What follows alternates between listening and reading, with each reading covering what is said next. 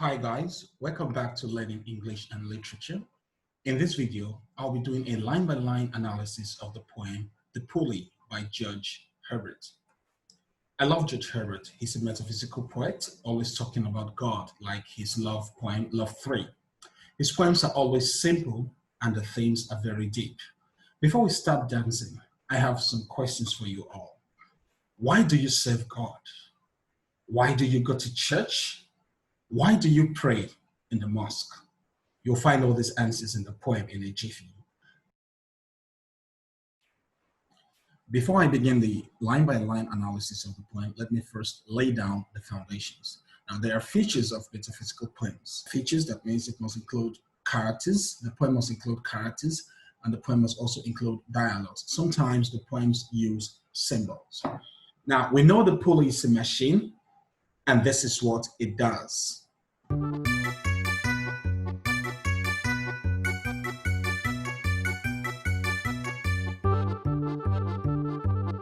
Okay, let's begin our line-by-line analysis. The first line, when God at first made man. At this point, the poet uses the biblical allusion to refer to the moment of creation, the Genesis in the Bible, okay? When God at first made man, having a glass of blessing standing by. What he meant here was that, yes, when God created man, he had good plans for man. He always said it, okay? And he said, let us, said he, pour on him all we can. Now you can see one of the characteristics of metaphysical poem. So God is talking to someone or some people. He said, let us pour on him, that's man, all we can. Let us give man all our blessings. Let all the blessings which are scattered in all the earth come together for man's use. Remember when God said that man would dominate the earth. This is what he meant. He said, let the world's riches which dispersed lie contract into a span. Let them all come together for man's use. The second stanza, you see, now the blessings begin to flow. So strength first made the way, then beauty flowed, then wisdom, honor, pleasure. God gave man all these gifts. God gave man strength. God gave man beauty. God gave man wisdom, like Solomon. Yes, God gave man pleasure. God made sex for man's pleasure. Okay, so God gave man all these blessings. But God noticed something. When almost all was out, God made a stay. God said, hey, let's not give out everything in the coffers. Okay, let us slow down. Let's not just give man everything we have. Okay, because he realized that the most precious is still in that glass. And he said, no, let's slow down. Let's keep the most precious. It's like saving the best for last. For if I should, said he, now there's another characteristic, there's another dialogue.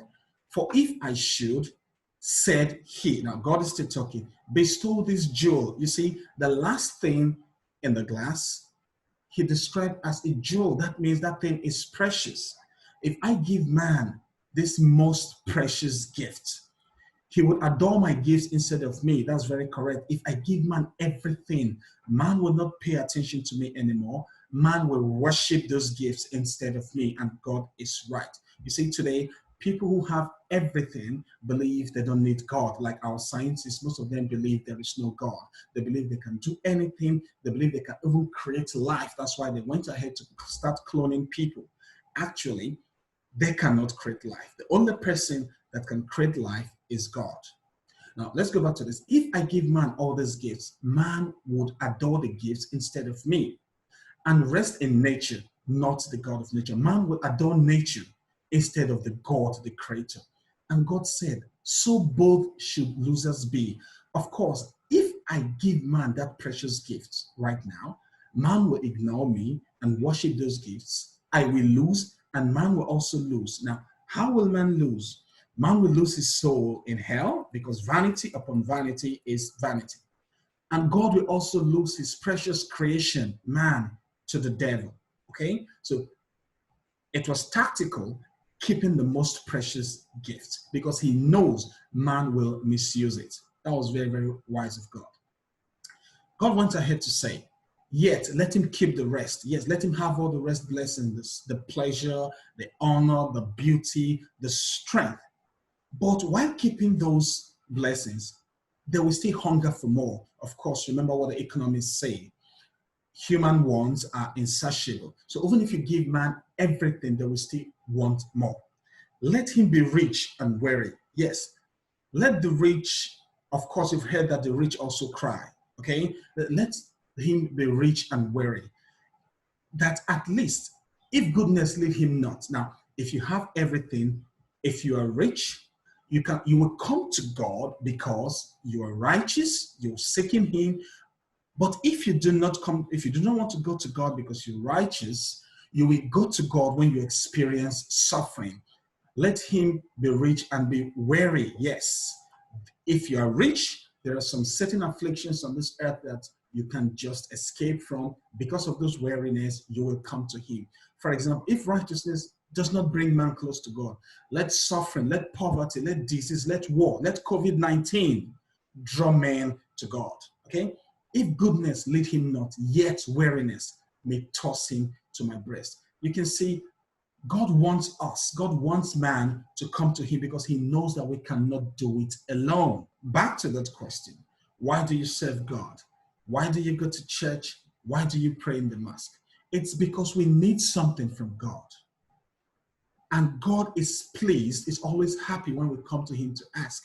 He knows we cannot do it alone. He knows we cannot face the troubles of this world alone. So he's providing a solution. He said, come to me and I will give you rest. Now, I told you metaphysical poems, they're religious in nature. The themes are very deep, okay? Now, they also include characters. You can see them here. They also include dialogues. Let's talk about the deep message here.